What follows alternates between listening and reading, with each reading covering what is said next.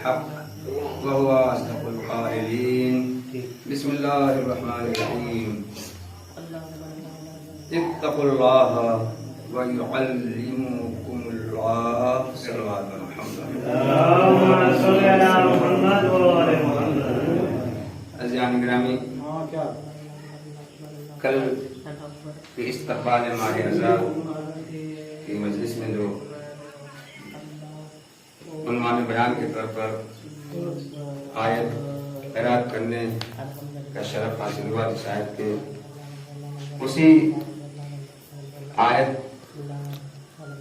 کے ذیل میں انشاءاللہ آئندہ بھی کچھ گفتگو کرنے کی سعادت نصیب ہوگی. آپ حضرات کی دعا کو انشاءاللہ رکھیں. نعرہ صلوات و سلام. اللهم صل على محمد وعلى محمد. خدا بند عالم نے اس آیہ کریمہ میں دو باتوں کی طرف ہمارے اذہان عالیہ کو متوجہ کرنے کی کوشش کی ہے کہ اے ہمارے مومن بندو، اے ہمارے انسانیت اور عالمیت اور شرافت انسانی کے ساتھ زندگی گزارنے والے بندو، تقوی الہی اختیار کرو. اللہ کے قہر و غلبے اور غیظ و غضب سے بچنے کی کوشش کرو. عذاب برزخ، عذاب قبر اور عذاب جہنم اور آتش دوزخ سے بچنے کی کوشش کرو. اور جب تم ایسا کر لو گے اور اس میں کامیاب ہو جاؤ گے تو اللہ تم کو تعلیم دیتا ہے اور تعلیم دے گا. اللہ تمہیں علم دانش عطا فرماتا ہے اور عطا فرمائے گا. یعنی اللہ اپنے معلم ہو جانے کا، اپنے استاد ہو جانے کا اعلان فرما رہا ہے کہ میں متقین بندوں کا معلم ہوں اور آئندہ بھی رہوں گا، استاد ہوں اور آئندہ بھی رہوں گا. صلوات اللہ محمد.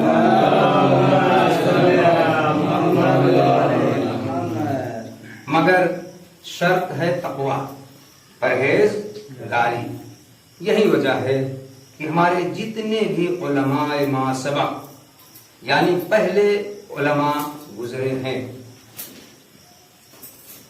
علم کی پہلی منزل میں وہ ایک معمولی سے عالم بنتے ہیں، اور جب تھوڑا اور منزل علم اور علوم اور دانش آگے بڑھتے ہیں، جب علوم کے مراحل اور آگے بڑھتے ہیں تو پھر جا کر دوسرے مرحلے میں وہ مجتہد بنتے ہیں.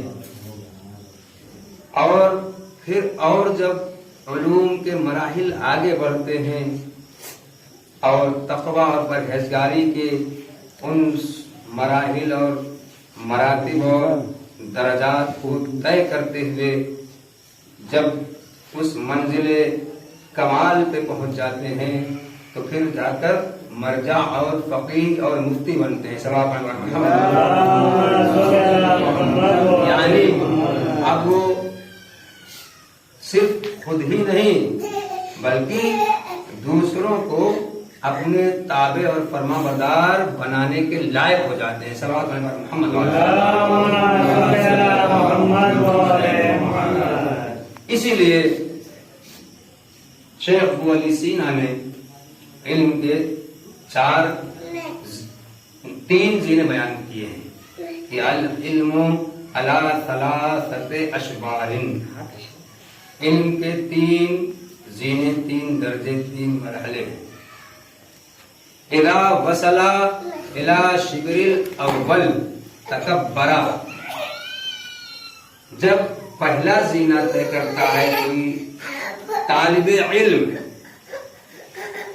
اور عالم بن جاتا ہے اور اپنے کو عالم سمجھنے لگتا ہے تو اس کے اندر غرور، تکبر اور گھمنڈ پیدا ہو جاتا ہے کہ ہم عالم ہو گئے.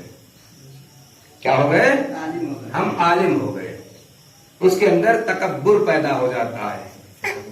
یہ پہلا زنا ہے. یعنی ابھی اس نے علم کے ایک چھوٹے سے حوض میں تیرنا سیکھا ہے. صلوات میں محمد ابھی اس نے تالاب نہیں دیکھے, ابھی علم کے دریا نہیں دیکھے اور علم کے سمندر کو نہیں دیکھا. ایک چھوٹے سے حوض میں یا کنویں میں ابھی وہ تیرنا سیکھ رہا ہے تو سوچتا ہے کہ یہی سب کچھ ہے. اسے غرور اور تکبر اور گھمنڈ آ جاتا ہے. لیکن جب علم کا دوسرا زینہ طے کرتا ہے, اذا وصل الى شبر الثانی تواضع, تو شیخ ابو علی سینا بہت بڑے فلسفی, بہت بڑے عالم و دانش مند گزرے ہیں, جن کے علوم کا شہرہ ایک ملک میں نہیں پوری دنیا میں پھیلا ہوا تھا. ان کا شہرہ تھا اور کتنے لوگوں نے ان کی کتابیں پڑھ پڑھ کے بہت بڑے عالم و دانشمند بن گئے. وہ فرماتے ہیں کہ جب علم کا دوسرا زینہ, دوسرا مرحلہ اور دوسرا درجہ طے کر لیتا ہے کوئی طالب علم اور اپنے کو عالم سمجھنے لگتا ہے, تو پھر اس کے اندر تواضع, خاکساری اور فروتنی آ جاتی ہے. صلوات پڑھیں بار محمد.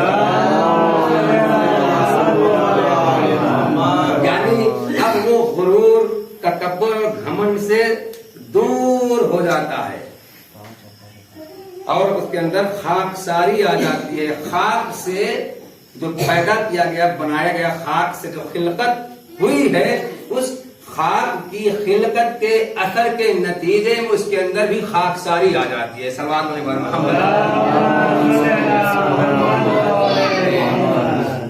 اور جب دوسرا زینہ, یعنی اب علوم کے, علم و دانش کے کنویں سے نکل کر, چھوٹے سے حوض سے نکل کر تالاب یا نہر یا دریا میں تیرنے لگا, سیکھ چکا, تیرنا سیکھ چکا, تو اس کے اندر کیا آ گیا؟ خاکساری آ گئی, غرور دور ہو گیا. اس لیے کہ غرور, تکبر و گھمنڈ ایک روحانی بیماری ہے, ایک روحانی مرض ہے کہ جو اس کے اندر آیا تھا وہ اب دور ہو گیا. آیا تھا مگر دور ہو گیا, اب اس کے اندر وہ روحانی بیماری نہیں پائی جا رہی ہے. روحانی بیماری بہت بڑا خطرناک بیماری ہے.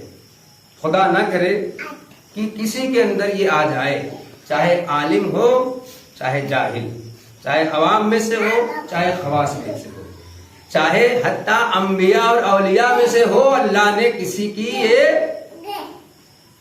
بیماری پسند نہیں کی کہ کسی کے اندر بھی, حتیٰ جناب آدم و نوح, بڑے بڑے انبیاء, جناب موسیٰ جیسے کلیم اللہ کیوں نہ رہے ہوں, مگر جب ذرا سا ان کے اندر اپنے علم و دانش کا غرور اور تکبر اور گھمنڈ پیدا ہو گیا تو خداوند عالم نے آواز دی, اے موسیٰ میرے کلیم ضرور ہو, اور صاحب کتاب توریت تمہارے اوپر نازل ہوئی, صاحب کتاب و صاحب شریعت اور اولو العزم بڑے 5 پیغمبروں میں ضرور ہو, مگر یاد رکھنا ابھی اس روئے زمین پر ایک بندہ ایسا ہے جو صاحب کتاب بھی نہیں ہے, صاحب شریعت بھی نہیں ہے, اولو العزم پیغمبروں میں اس کا نام بھی نہیں ہے, بڑے رسولوں میں اس کا نام بھی نہیں ہے, مگر اس کے سامنے جا کر زانوے ادب تہ کر کے شاگردی اختیار کر لو. صلوات علی محمد.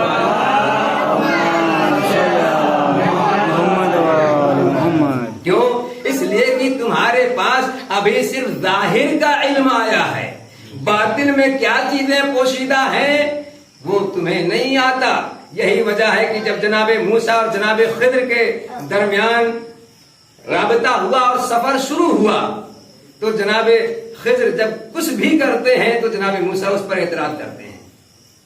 کشتی میں سوراخ کیا, جناب موسیٰ نے اعتراض کیا ہے, یہ سب واقعہ ہے. حالانکہ جناب خضر نے پہلے ہی یہ وعدہ لے لیا تھا, یہ عہد اور پیمان اور میثاق لے لیا تھا کہ جب میں کوئی کام کروں تو میرے ساتھ رہنے کے بعد اعتراض نہ کرنا, ورنہ ہمارے اور تمہارے درمیان جدائی ہو جائے گی.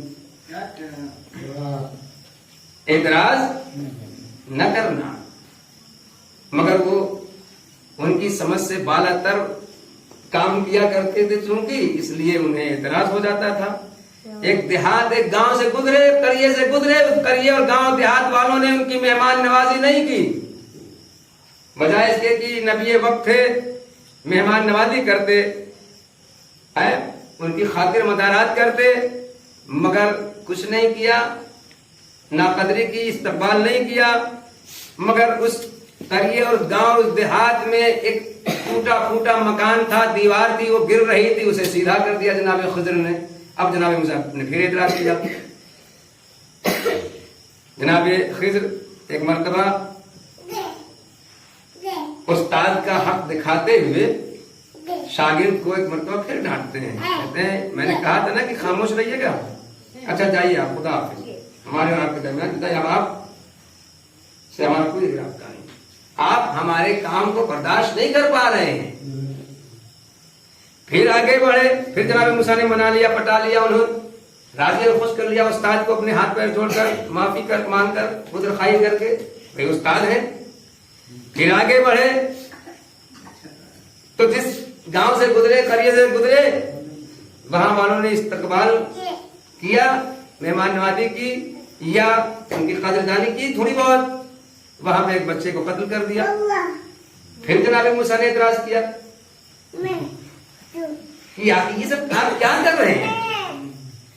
اب جناب خضر نے کہا کہ اب تو بالکل نہیں ساتھ چل سکتے ہمارے، آپ ہمارے ساتھ چلنے کے لائق نہیں، آپ ہمارے رفیق سفر نہیں بن سکتے، آپ ہمارے شریک سفر نہیں بننے کے لائق ہیں، آپ ہماری شاگردی کے لائق نہیں ہیں۔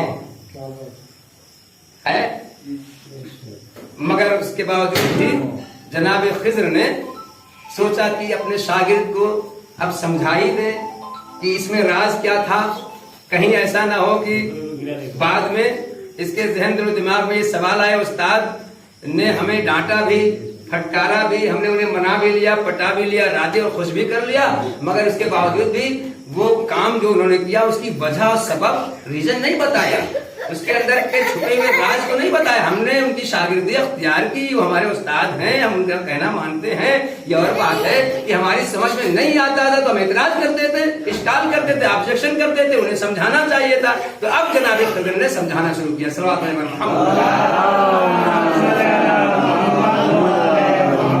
ایک ذرا سا غرور اور تکبر اور گھمنڈ اور انا جناب موسیٰ کو اپنے علم کی آ گئی تھی، تو دولت نہیں آئی تھی، دولت مندوں کو زیادہ غرور تکبر گھمنڈ ہو جاتا ہے، ہمارے صاحبان علم کو پھر بھی ان کا علم روکے رہتا ہے، گھمنڈ نہ دکھاؤ، غرور نہ دکھاؤ، مگر کبھی کبھی آ ہی جاتا ہے جن کے پاس کم علم رہتا ہے، کم علمی، کیونکہ علم نور ہے نا، جب نور کی شکل اختیار کر لیتا ہے تو گھمنڈ من ساری بیماریاں روحانی کاری سب ٹوٹ جاتی ہیں، لیکن جب تک نور نہیں بن پاتا، الفاظ اور کلمات کی شکل میں رہتا ہے، تب تک ساری بیماریاں آ رہتی ہیں۔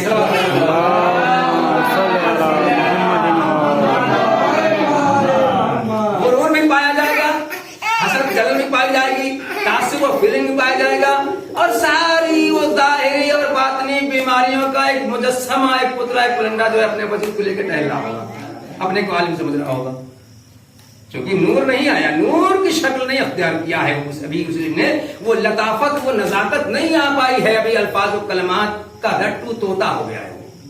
جیسے کچھ لوگ قرآنی آیات کو رٹ لیتے ہیں، احادیث اور روایات کو رٹ لیتے ہیں، نہ اس کے معنی سمجھتے ہیں، نہ مفاہیم سمجھتے ہیں، نہ مطالب سمجھتے ہیں، نہ اس کے اندر کے چھپے ہوئے راز اور اسرار اور رموز کو سمجھتے ہیں، بس رٹ لیا، پیغمبر نے تو یہ فرمایا، اللہ نے تو یہ فرمایا، ترجمہ پڑھ کے لوگوں کو گمراہ کرنے کی کوششیں بھی کرتے ہیں، اور اپنے علم کا ڈنکا بجوانے کی اور فقہ جمانے کی کوشش میں لگ جاتے ہیں۔ اب جناب خضر نے بتایا جلدی جلدی کہ دیکھو میں نے کشتی میں جو سوراخ کیا تھا وہ ایک غریب اور مفلس اور تنگدست کی کشتی تھی، اور ادھر سے بادشاہ اور ظالم اور حاکم جو تھا وہ کشتیوں کو ہڑپنے کے لیے، غصب کرنے کے لیے، یا جیسے الیکشن وغیرہ میں ہوتا ہے گاڑیاں بے گاڑی پر لی جاتی تھی پہلے زمانے میں، اب تو خیر نہیں ہوتا ہے، وہ کشتی ہماری قبضہ کر لیتا، ہڑپ لیتا، اس لیے میں نے اس غریب اور مفلس کی کشتی میں سوراخ کر کے عیبدار بنا دیا۔ عیبدار جب بنا دیا تو اب جب وہ آئے گا لوگوں کی کشتیاں لے گا تو وہ عیبدار کشتی سمجھ کر اسے چھوڑ دے گا. وہ غریب کی مفلسی تنگستی اور اس کی روزی روزگار اور بے روزگاری سے بچ جائے گا. صلوات علی محمد روزی روزگار چلتا رہے گا, اس کو بے روزگاری سے بچا رہے گا. وہ جو جن لوگوں نے ہماری مہمان نوازی نہیں کی اس کے باوجود بھی ہم نے گرتی ہوئی دیوار کو سیدھا کر دیا تو اس میں اس یتیموں کا خزانہ چھپا ہوا تھا. اگر وہ دیوار گر جاتی تو وہ بچے جو یتیم تھے جو ابھی کمسن تھے ان کا خزانہ دوسروں کے ہاتھ لگ جاتا. اس لیے میں نے اس دیوار کو سیدھا کر دیا تاکہ وہ جب بڑے ہو جائیں تو خزانہ ان کو مل جائے. صلوات علی محمد.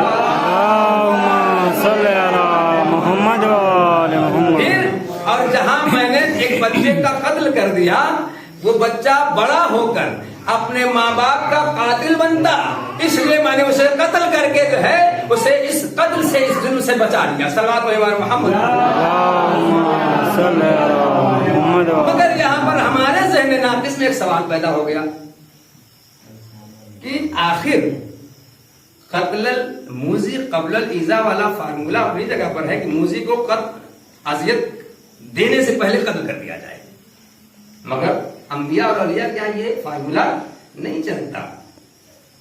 ابھی اس نے کوئی جرم نہیں کوئی خطا نہیں کی, یہ اس سے پہلے یہ قتل یہ کیوں, یہ سزا کیوں؟ مگر چونکہ آیہ ولایت نے بڑھ کر ہمیں سہارا دیا. صلوات علی محمد.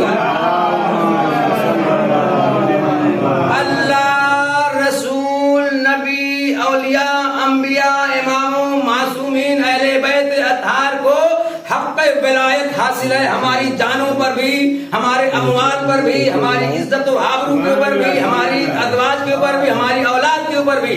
تو اسی حق ولایت کا استعمال کر کے جناب خضر نے اسے قتل کر دیا. صلوات جو ناچیر کے ذہن نام سے آیا حق ولایت کا استعمال کیا. تو یہ ہوتا ہے علم کا غرور, بہت بڑی بیماری ہے یہ. تو غرور سے بچنا چاہیے. لیکن جب علم اپنی لطافت اور نورانیت و نزاکت حاصل کر لیتا ہے تو اس کے اندر یہ چھوٹی بڑی بیماریاں سب اگر رہتی بھی ہیں تو دور ہو جاتی ہیں. تو شیخ ولی سینا نے کیا فرمایا کہ جب وہ تیسرا زینہ طے کر کر اور تیسرے مرحلے کو طے کر کے جب سمندر میں غوطہ لگانے لگتا ہے, علم کے سمندر میں, جب علوم و دانش کے سمندر میں غوطہ لگانے لگتا ہے کہ جس کی کوئی حد اور انتہا نہیں پائی جاتی ہے, تو پھر وہ یہ سوچنے لگتا ہے کہ مجھے کچھ آتا ہی نہیں. صلوات علی محمد. دوسرے زینے تک تو اپنے کو عالم سمجھتا ہے اس لیے کہ ابھی دریا میں غوطہ لگا رہے, اس کی کہیں نہ کہیں جا کے حد آتا کہ دریا گنگا جمنا جیسے دریا کی کہیں نہ کہیں حد ہے. کہاں سے شروع ہوا ہے کہاں جا کے ختم ہوا ہے. الہ آباد میں آ کے جو ہے گنگا کا وجود ختم ہو گیا, جمنا بن گئی ہے, یا جمنا کا ختم ہو گیا گنگا بن گئی, دونوں سے ایک ہی بچی ہے. آگے جب بڑھی تو ایک ہی ہے, اس کے بعد الہ آباد تک تو دو ہیں, مگر وہاں سے آگے بڑھی تو ایک ہو گئی, ختم ہو گیا نا, انتہا ہو گئی نا. تو وہاں تک تو عالم سمجھ رہے تھے کہ دریا میں غوطہ لگا رہے, لیکن جب سمندر میں پہنچے تو سمندر کی کوئی حد نہیں. تو اب جو ہے جب عالم تیسرا زینہ طے کر لیتا ہے, یعنی طالب علم جب زینہ طے کرتے کرتے جب تیسرے مرحلے اور زینے تک پہنچتا ہے تو سوچتا ہے کہ مجھے کچھ آتا ہی نہیں, یعنی جاہل سمجھتا ہے. یہ خاکساری کی اور اس کے علمی کمالات کی اور نورانیت و روحانیت و معنویت کی وہ اعلیٰ ترین منزل ہے, وہ درجہ کمال کی اس بلند و بالا منزل کو طے کر چکا ہے کہ اب وہ اپنے کو آدم اور یا انسان سمجھنے لگتا ہے, کہ معمولی سا, کہ جس کے لیے ایک عالم دین ہی کا کہنا ہے کہ ملا شدن آسان آدم شدن مشکل. یعنی ملا ہو جانا, مرجع ہو جانا, فقیہ ہو جانا, مجتہد ہو جانا, عالم ہو جانا آسان ہے, آدم یعنی آدمیت والا آدم ہونا مشکل ہے. انسان یعنی انسانیت کے ساتھ, انسانی شرافت کے ساتھ زندگی گزارنا یہ اور ہے. صلوات محمد.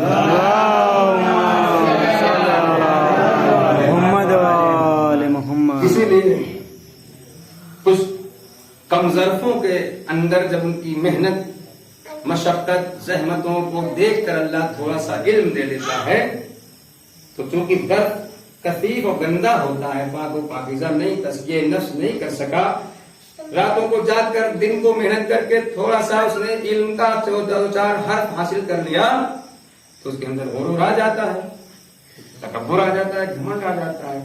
مگر چونکہ وہ تعقیبات نماز عصر میں ہم پڑھتے ہیں نا، پڑھنے والے ہمیں اس علم سے بھی پناہ میں رکھ اپنی، اللہم انی اعوذ بک من نفس لا تشبع، پالنے والے ہمیں اس نفس سے بھی دور رکھ، اپنی پناہ میں رکھ کہ جو کبھی مطمئن نہیں ہوتا، ہمیشہ برائی کا حکم دیتا رہتا ہے۔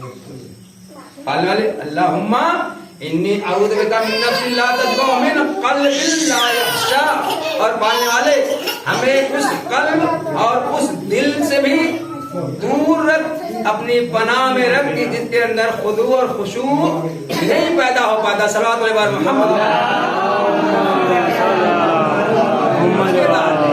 اہم ترین جملہ ہے اس تعقیبات المادت کا، اللہم انی اعوذ بک من علم لا ينفع، پالنے والے ہمیں اس علم سے بھی پناہ میں رکھ کہ جس علم کے بعد نہ ہم خود فائدہ حاصل کر پائیں نہ دوسروں کو فائدہ پہنچا پائیں۔ صلوات علی محمد۔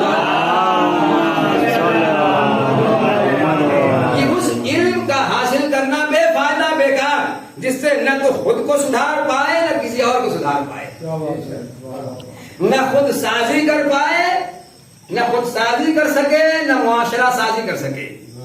تو جب خود کو نہیں سدھار پائے گا تو معاشرے کو کیا سدھارے گا؟ سبحان اللہ۔ اور اگر خود کو سدھار چکا ہے، سنوار چکا ہے، نکھار چکا ہے تو پوری دنیا کو تو نہ صحیح مگر 2-4 لوگوں کو تو سدھار ہی دے گا۔ صلوات علی محمد۔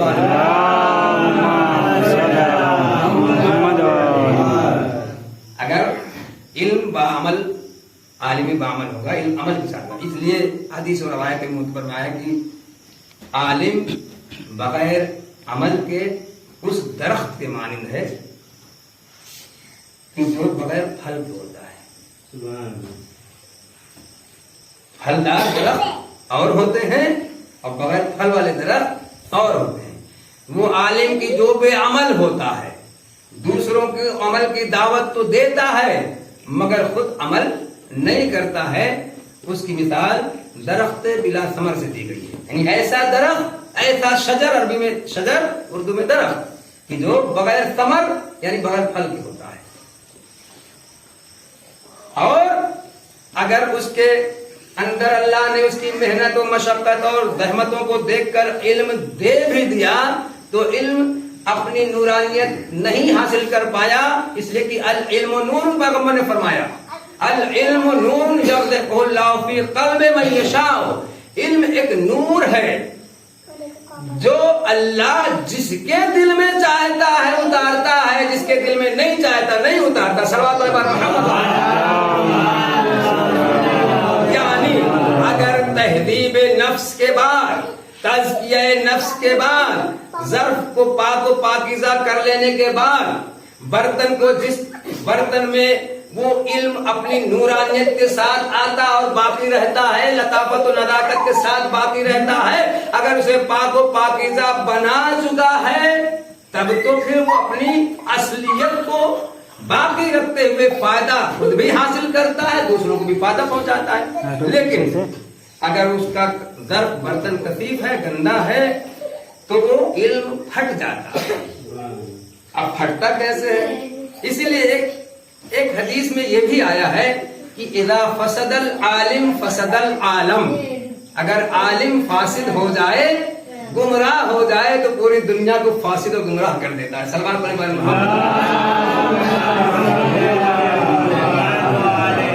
علم پھٹتا کیسے ہے؟ علم تو لطیف مانوی ایک نورانی چیز ہے، اللہ نے نور بھی فرمایا، پیغمبر نے نور فرمایا۔ تو اس کی مثال اس طرح سے آپ سن لیجیے، یہ دودھ سب سے لطیف ترین غذا ہے جو بچوں کے لیے اللہ پیدا ہونے کے پہلے سے فراہم کر دیتا ہے۔ سلام علیکم محمد۔ پیدا ہونے والا بچہ دودھ کے علاوہ کچھ نہیں استعمال کر سکتا. کھجور نہیں کھا سکتا, ماں چاہے کھجور کھا لے. بادام نہیں کھا سکتا, ماں چاہے بادام کھا لے, اس کے اثرات پہنچیں گے. مگر بچہ بھی اس لائق نہیں ہے کہ وہ کھجور کھا سکے یا بادام کھا سکے. تو اللہ نے اس کے لیے ایک لطیف سی غذا, نازک سی غذا, اور اس میں بھی لڑکا اگر ہے تو اس کے لیے تھوڑا بھاری بھرکم والا. یہ ڈاکٹری اصول بھی ثابت ہے, سائنس بھی, اور اسلام و قرآن نے بھی ثابت کیا. لڑکا اگر پیدا ہوا ہے تو اس کے دودھ کا وزن زیادہ ہوگا, یعنی بیٹا اگر ہے ماں کے آغوش میں, اگر بیٹی ہے تو اس کے دودھ کا وزن کم ہوگا. اس کی نزاکت کو پیش نظر رکھتے ہیں. سلام بار محمد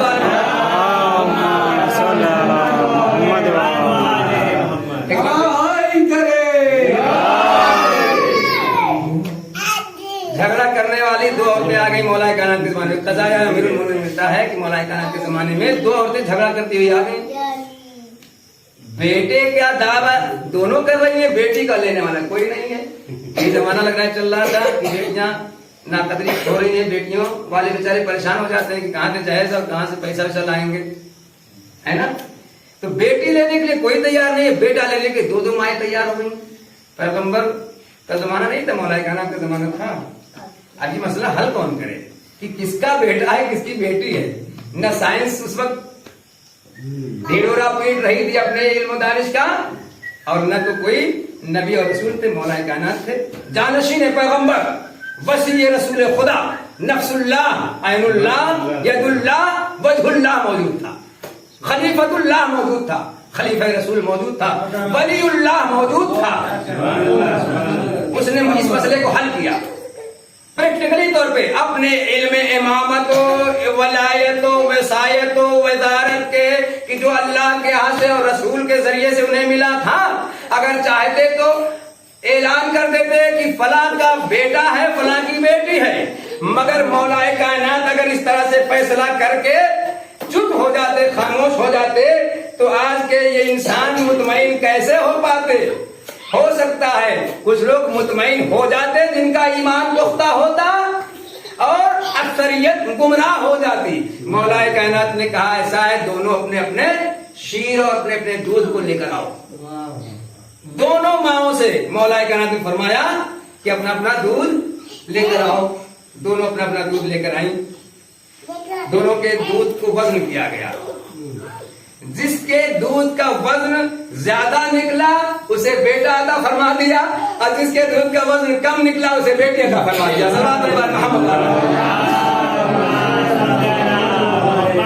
خدا بند عالم قادر مطلق پروردگار عالم نے لڑکیوں, بیٹیوں اور عورتوں کی نزاکت جسمانی و بدنی و ذہنی اور نازک غذا کو بھی ان کے لیے ہلکا رکھا ہے, اور مردوں کے لیے, لڑکوں کے لیے, بیٹوں کے لیے بھاری رکھا ہے تھوڑا سا. جس طرح جانوروں میں بہت سے جانور کا دودھ ہلکا ہے, کسی کا بھاری, کسی کا پتلا, کسی کا وزنی. بکری کا سب سے ہلکا, اس سے بھاری گائے کا, اس سے بھاری بھینس کا. اور بچوں کے ماؤں کے پاس اگر دودھ کی کمی ہو جاتی ہے تو بکری کا دودھ دیا جاتا ہے, گائے کا دیا جاتا ہے, بھینس کا نہیں دیا جاتا جلدی. صلوات اللہ محمد وعلی محمد. تو وہ دودھ اگر کثیف اور گندے برتن میں لطیف چیز ہے, لا کے اگر اسے پکایا, کھولایا, ابالا جائے تو اپنی لطافت کھو بیٹھتا ہے, پھٹ جاتا ہے. نہیں, آپ لوگ اکثر اس کا تجربہ کرتے رہتے ہوں گے. اگر برتن صاف ستھرا نہیں ہے, ٹھیک سے مزا ہوا نہیں ہے, اس میں دودھ ابالا جائے, کھولایا جائے تو پھٹ جایا کرتا ہے. لطیف اور نازک چیز ہے وہ. علم بھی اسی طرح سے ہے. اگر کثیف دل میں, گندے ظرف میں, گندا دل اگر ہے, ذہنیت گندی ہے, ظرفیت گندی ہے, دل کثیف ہے, گندا ہے, تو حافظ تو ہو جائے گا, قاری تو ہو جائے گا, عالم تو ہو جائے گا, نہ وہ اپنے حفظ قرآنی سے کسی کو فائدہ پہنچا پائے گا, نہ حاصل کر پائے گا, اس لیے کہ جہنم میں جانا ہے اگر محبت اہل بیت کے سے خالی دل ہے. قاری قرآن ہے, قرآن کی تلاوت کرتا رہتا ہے, مگر قرآن کی آیتیں اس کے اوپر لعنت بھیجتی رہتی ہیں, حدیث میں موجود ہے. عالم ہے, مگر اگر اپنے علم پر عمل نہیں کر رہا ہے، ایک حرف صحیح اگر اسے علم حاصل ہو گیا ہے تو اس ایک حرف پر بھی اگر عمل نہیں کر رہا ہے تو اس کا مطلب کہ اس کی نورانیت اس کے اندر نہیں آ پائی، اور وہ بجائے فائدہ پہنچانے کے خود کو بھی نقصان پہنچاتا ہے، دوسروں کو بھی نقصان پہنچاتا ہے، اور اپنی لطافت و نورانیت و نزاکت کو کھو بیٹھتا ہے۔ اس مثال سے یہ بات ثابت ہو گئی۔ تو خدا نہ کرے کہ ہمارے یہاں کوئی ایسا پیدا ہو کہ جو عالم فاسد ہو جائے، حافظ ہو، قاری ہو، عالم ہو، مفسر ہو، مگر خدا نہ کرے کہ بے عمل،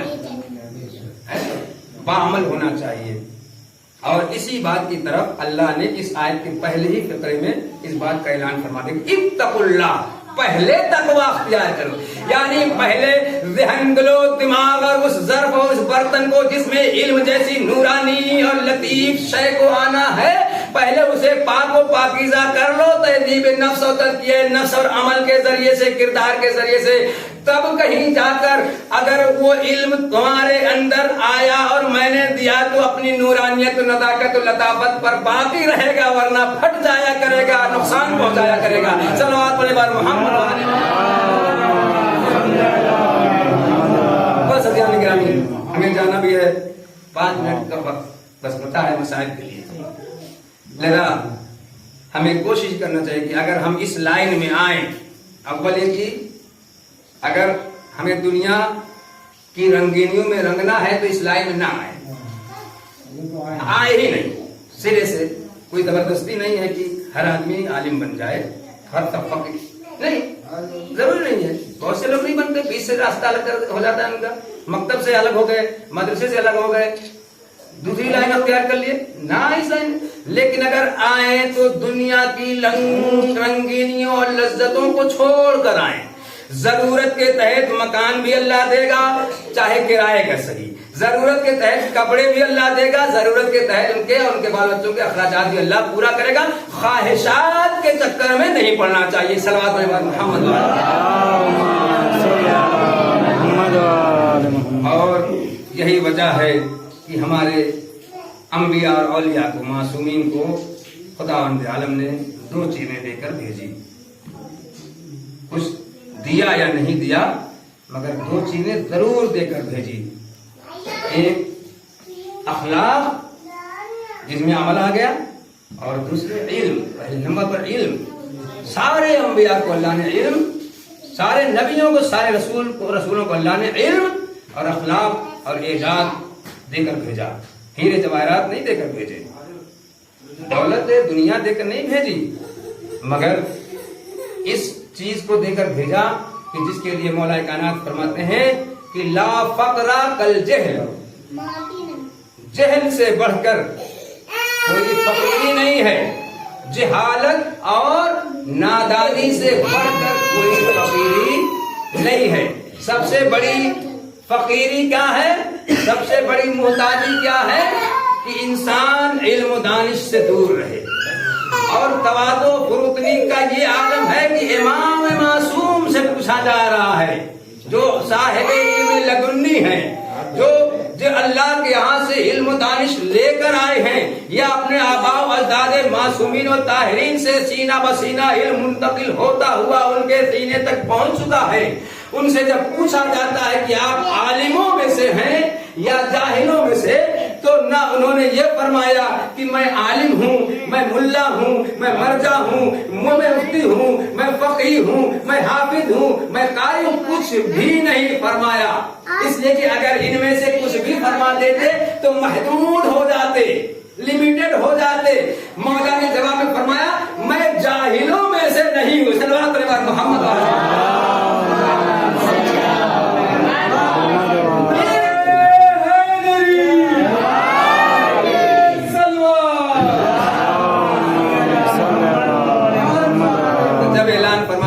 جاہلوں میں سے نہیں ہوں تو اس کا مطلب کہ وہ عالم بھی ہیں، وہ ملا بھی ہیں، وہ مرجع بھی ہیں، وہ فقیہ بھی ہیں، وہ مجتہد بھی ہیں، وہ مفتی بھی ہیں، وہ حافظ قرآن بھی ہیں، وہ قاری قرآن بھی ہیں، وہ عالم قرآن بھی ہیں، وہ مفسر قرآن بھی ہیں۔ صلوات محمد۔ یہی وجہ ہے کہ ہمارے مولا امام حسین علیہ السلام نے کربلا کا جو گلدستہ سجایا تھا، شہدائے کربلا کا جو گلدستہ سجایا تھا اس میں ایک سے ایک حافظ و قاری بھی تھے، ایک سے ایک عالم بھی تھے، ایک سے ایک مفسر قرآن بھی تھے، اور جناب حبیب ابن مظاہر جیسے فقیہ بھی موجود تھے، جنہیں خط بھیج کر بلایا. کسی کو ہمارے مولا نے پیچھے امام نے کسی کو خط بھیج کر نہیں بلایا، مگر جناب حبیب ابن مظاہر کو خط بھیج کر، خط لکھ کر بلایا. اور ثانیہ زہرا جناب زینب سلام اللہ علیہا نے اپنی طرف سے بھی ایک جملہ اسے پڑھوایا.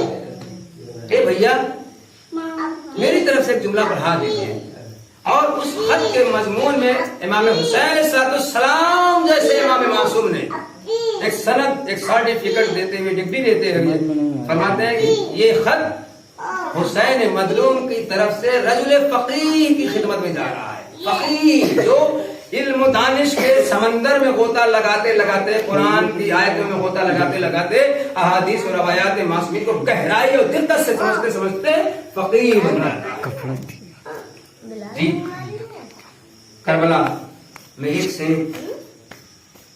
عالم و دانشمند امام حسین صلی اللہ علیہ وسلم لے کر جمع ہو گئے تھے، مگر دین کی راہ میں سب قربان ہو گئے. کاش دنیا نے انبیاء اور اولیاء کے ساتھ وفاداری کی ہوتی اور یہ ماحول نہ بنایا ہوتا تو آج یہ دنیا میں فساد، یہ فتنے یہ نہ برپا ہوتے. اور ہم کو حتیٰ صاحبان علم و دانش کو اور ہمارے علماء کو، ہماری عوام کو، ہمارے خواص کو جہلا اور بے دینوں سے کسی چیز کی اجازت اور پرمیشن لینے کی ضرورت نہیں پڑتی. مگر کیا کیا جائے، جب صاحبان اعجاز کے ساتھ ایسا ہو گیا تو پھر ہم لوگ کیا ہیں؟ اگر مولائے کائنات کے گلے میں تو رسی باندھی جا رہی تھی، مولائے کائنات کے گلے میں رسی جو باندھی جا رہی تھی، اگر رسی نہ بندھواتے تو کسی کی مجال نہیں تھی کہ مولائے کائنات کے گلے میں رسی باندھ دیتا. کسی کی مجال نہیں تھی کہ شہزادی عالمیان کے دروازے میں آگ لگا دیتا. کسی کی مجال نہیں تھی کہ ان کے اوپر کوئی تادیانہ لگاتا، کوئی کوڑے لگاتا. مگر اگر مولائے کائنات تلوار نکال لیتے، ذوالفقار نکال لیتے، ایک بار نکالی بھی تھی.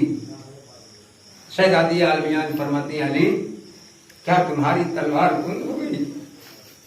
علی کیا تمہارے بازوؤں کی طاقت چھن گئی؟ اے فاتح بدرو ادو خیبر خندق علی میرا حق چھنتا رہا اور آپ دیکھتے رہے.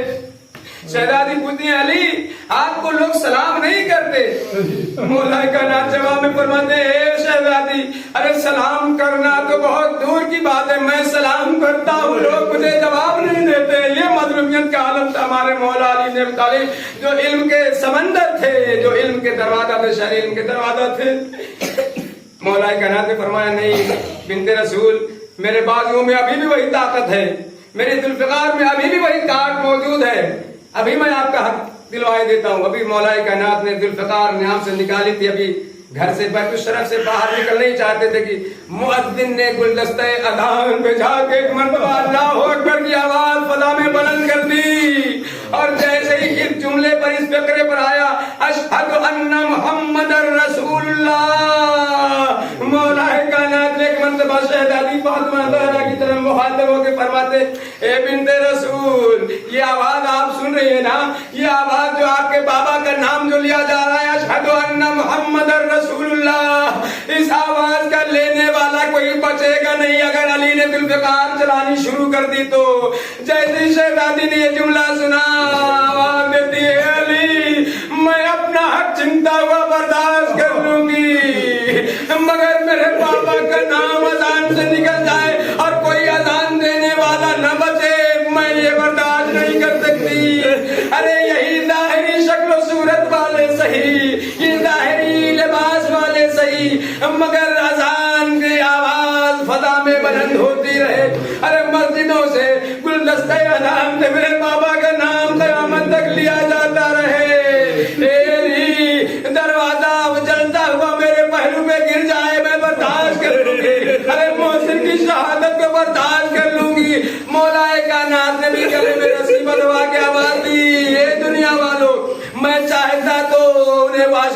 ختم کر دیتا جن لوگوں نے میرے گلے میں رسی میری شہزادی بنت رسول کے دروازے میں آگ لگائی محسن کو شہید کیا پہلو شکستہ ہوا وہ غیر بے ہوش ہو گئی انہیں کوڑے مارے مگر دنیا کل یہی کہتی کہ ہم تو ان کے گلے میں ہار پہنانے کے لیے آئے تھے انہوں نے تو تلوار نکال لی اس لیے میں نے گلے میں رسیاں بدوا لی اور مسجد نبی کی طرف دشمن کھیلتے ہوئے لے کر چلے اور جیسے ہی شہزادی کو غصے میں باقا ہوتا ہے آواز دیتی ہے فضا ابو الحسن کہاں ہے نا ابو الحسن کہاں ہے حضرت دارو خدا کو کسی غم میں نہ رلائے سوا غم مصائب اہل بندے دھار مولا کائنات کو رسیوں میں جکڑے ہوئے مسجد نبی کی طرف کھینچتے ہوئے لے کے گئے شہزادی نے جب پوچھا جناب فضا نے بتایا شہزادی ہے مولا واقع علی کو جو ہے مسجد کی طرف کھینچتے ہوئے رسی باندھ کر لوگ لے گئے جناب شہزادی عالمیان اپنا زخم بھول گئی پہلو شکستہ محسن کی شہادت اپنی چادر اوڑھی اور جلدی سے مسجد نبی کی طرف بڑھی آواز دیتی ابو الحسن کو چھوڑ دو ورنہ اپنے بال بکھرا دوں گی ہم آواز دیں گے شہزادی ارے ابھی تو آپ کے دروازے میں آگ لگی ارے یہ مدینے کی لگی ہوئی آگ کربلا تک پہنچے گی اور وہاں بھی آپ کے خیموں میں بھی آگ لگے گی مگر جیسی شہزادی نے بال کھولنے کا ارادہ کیا فوراً جو ہے مسجد نبی کی دیواریں بلند ہو گئی سلمان ابودر مرداد و کمبر وفا صاحب آگے بڑھے آواز دیتے فاطمہ بال نہ کھولیے گا ارے دیکھیے قیامت سے پہلے قیامت کا منظر نمودار ہو گیا ہم آواز دیں گے شہزادی یہی وجہ تھی کہ زینب و کلثوم کو اللہ نے معصومہ نہیں بنایا آپ نے تو صرف ارادہ کیا تھا کہ مسجد نبی کی دیواریں بلند ہو گئی ارے جناب زینب و کلثوم کو تو بعد شہادت حسین بے کجاوا اونٹوں پہ سوار ہو کر دیار بیا دیار کو بھو شام کی منزلیں لے کر سلام اللہ علیہ وسلم ایام القلب من